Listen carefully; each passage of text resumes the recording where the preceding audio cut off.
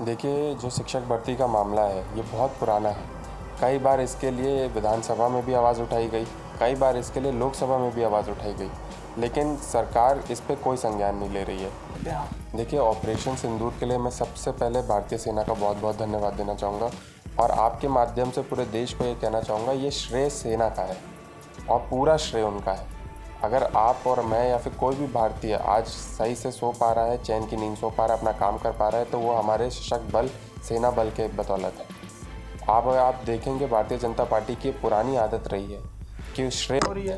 देखिए, उन पे ना कोई कार्रवाई होगी, ना उन पे कोई बुलडोज़र चलेगा। बुलडोज़र सिर्फ गरीब लोगों पे चलता है। इस वक्त मेरे साथ बातचीत करने के लिए देश के सबसे युवा सांसद पुष्पेंद्र सरोज जी हैं। ये समाजवादी पार्टी से उत्तर प्रदेश के कौशाम्बी जिले से सांसद हैं। सर, सबसे पहला सवाल मैं लेना चाहूँगा कि उत्तर प्रदेश में लगातार जो है शिक्षक भर्ती का मामला चल रहा है। जो अभ्यर्थी हैं अब वो धरने पर भी बैठ गए, आंदोलन कर रहे हैं प्रयागराज में, उसे कैसे देखते हैं? देखिए, जो शिक्षक भर्ती का मामला है ये बहुत पुराना है। कई बार इसके लिए विधानसभा में भी आवाज़ उठाई गई, कई बार इसके लिए लोकसभा में भी आवाज़ उठाई गई, लेकिन सरकार इस पे कोई संज्ञान नहीं ले रही है। 69,000 जो शिक्षक भर्ती का इतना बड़ा मामला रहा, सरकार के लोगों ने इतनी लाठी चलाई हमारे स्टूडेंट्स पे, और जिस तरीके से आप देख रहे हैं कि मुझे लगता है 69,000 से ज़्यादा लाठियाँ तो वो खा चुके होंगे जितनी कि वो भर्ती की मांग कर रहे हैं। तो ये बहुत दुर्भाग्यपूर्ण है कि सरकार इस पे कोई संज्ञान नहीं ले रही है। और अगर आप सिर्फ इस मुद्दे को लेकर के चलें तो ऐसे कई सारे मुद्दे हैं उत्तर प्रदेश में जिसकी वजह से आंदोलन हो रहे हैं, लेकिन सरकार किसी की भी नहीं सुन रही है। सरकार अपनी मनमानी करके अपनी राजनीति कर रही है। हिंदू मुस्लिम की राजनीति, किस तरीके से ध्रुवीकरण पैदा हो, किस तरीके से समाज बढ़ जाए। और आप लगातार देख रहे होंगे कि सीओ से लेकर के हर ऐसा अधिकारी जो सिर्फ प्रमोशन के नाम पर अनर्गल बयान दे रहा है और लोगों को बांटने की बात कर रहा है, कहीं ना कहीं उसे सरकार का भी संरक्षण है। और मुझे लगता है ये अनावश्यक है। आप वहाँ पे सरकार में हैं, पॉलिसी मेकर्स हैं, लोगों को सशक्त बनाने के लिए आप वहाँ पे बैठे हुए हैं, तो लोगों की सुन करके उन पर जिस तरीके से लाभ पहुँचाया जाए उस पर काम करना चाहिए। सर, आप युवा हैं और बेरोजगारी का मुद्दा देश में बहुत बड़ा है। जिस तरीके से शिक्षक भर्ती को लेकर लगातार प्रदर्शन कर रहे हैं अभ्यर्थी, क्या आपने पहले संसद में आवाज़ उठाई है इनकी या अब आगे उठाएंगे? देखिए, समाजवादी पार्टी और इंडिया गठबंधन के जो भी उत्तर प्रदेश के सांसद हैं, लगातार सब ने आवाज़ उठा ली है इनके बारे में। संसद का ये मैटर भी नहीं है, लेकिन फिर भी देश की संसद में ये आवाज़ उठाई गई। वजह क्या, सरकार सुन क्यों नहीं रही है सर? देखिए, मुझे लगता है सरकार हमारे युवाओं के लिए, नौजवानों के लिए समर्पित नहीं है। अगर इनको रोज़गार पैदा करना होता तो इतना बड़ा बजट है, कोई ना कोई इंडस्ट्री लगा करके कहीं ना कहीं अपने रिक्त पदों को भर के इनको नौकरी दी जा सकती है। बिहार में माननीय तेजस्वी यादव जी ने भी ये करके दिखाया था, लेकिन अगर आप देखें उत्तर प्रदेश में कितने सालों से इनकी सरकार हो गई है, लेकिन आज तक इन्होंने कोई भी भर्ती देने का काम नहीं किया। सर, ऑपरेशन सिंदूर का लगातार प्रधानमंत्री जी रैलियां कर रहे हैं, उसमें जाकर जिक्र कर रहे हैं। ऐसे में उत्तर प्रदेश सरकार ने ही फैसला लिया है कि सामूहिक विवाह में जो है सिंदूर दान करेंगे, उसे कैसे देखते हैं आप? देखिए, ऑपरेशन सिंदूर के लिए मैं सबसे पहले भारतीय सेना का बहुत बहुत धन्यवाद देना चाहूँगा और आपके माध्यम से पूरे देश को ये कहना चाहूँगा, ये श्रेय सेना का है और पूरा श्रेय उनका है। अगर आप और मैं या फिर कोई भी भारतीय आज सही से सो पा रहा है, चैन की नींद सो पा रहा है, अपना काम कर पा रहा है, तो वो हमारे सशक्त बल, सेना बल के बदौलत है। आप देखेंगे भारतीय जनता पार्टी की पुरानी आदत रही है कि श्रेय लेने में सबसे आगे खड़ी हो जाएगी। मैंने आते चलते पोस्टर भी ऑपरेशन सिंदूर के देखे, तो माननीय प्रधानमंत्री जी सेना की यूनिफॉर्म में खड़े हुए हैं उसमें, लेकिन कोई भी मार्शल की फ़ोटो नहीं है उसमें, कोई भी सैनिक की फ़ोटो नहीं है उसमें। तो क्या ये पूरा का पूरा ऑपरेशन सिंदूर क्या माननीय प्रधानमंत्री जी ने किया था? सेना का कोई योगदान नहीं है इसमें। और अगर आपने कई ऐसे बयान देखे होंगे, क्योंकि ये घटनाएं हो रही हैं तो इस पर संज्ञान लेना चाहिए कि पहले भी सदन में पेंशन, सेना की पेंशन की मांग को लेकर के अगर आवाज़ उठाई हो, मैंने खुद वो आवाज़ उठाई। सेना में पर्सनल की कमी अगर है तो इसी वजह से उनको डबल ड्यूटी करनी पड़ रही है, जिस वजह से ऐसी घटनाएं हो रही हैं।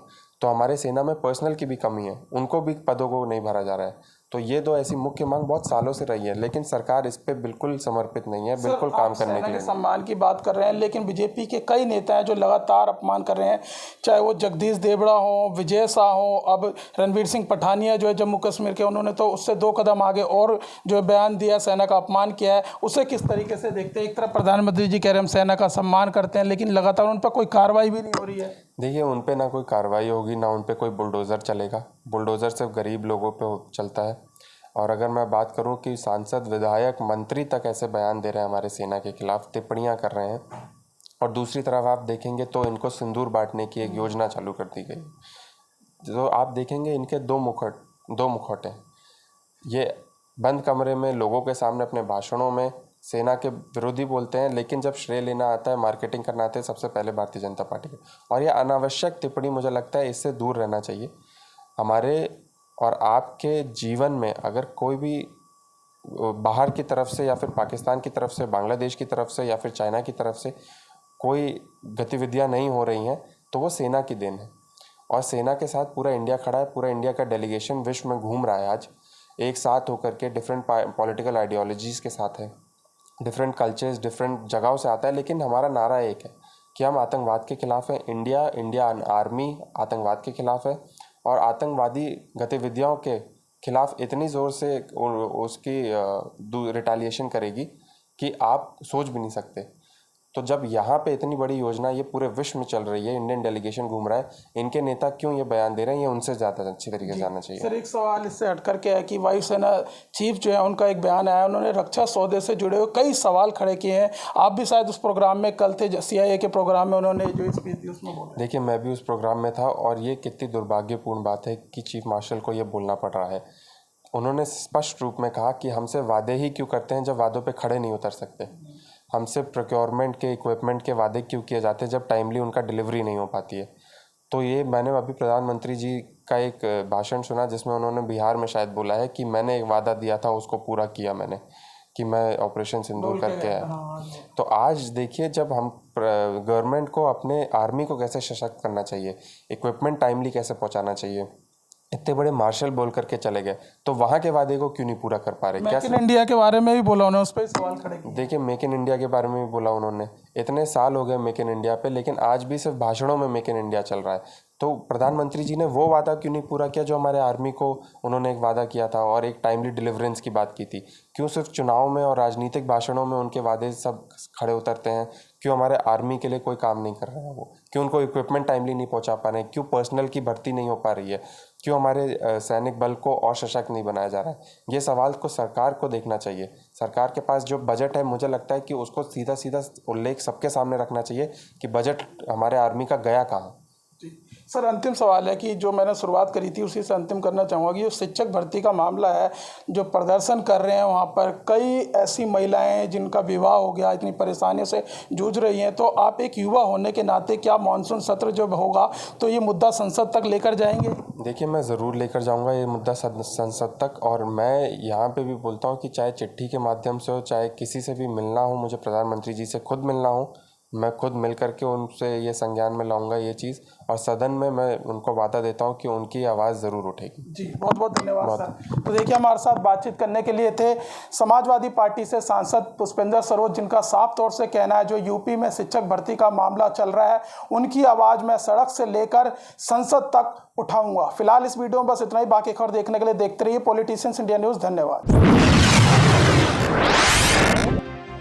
अगर आपको हमारा वीडियो अच्छा लगा तो हमारे चैनल को सब्सक्राइब करें, हमारी वीडियो को लाइक करें, शेयर करें और ऐसे ही देश की तमाम बड़ी खबरों के लिए जुड़े रहें पॉलिटिशियंस इंडिया के साथ।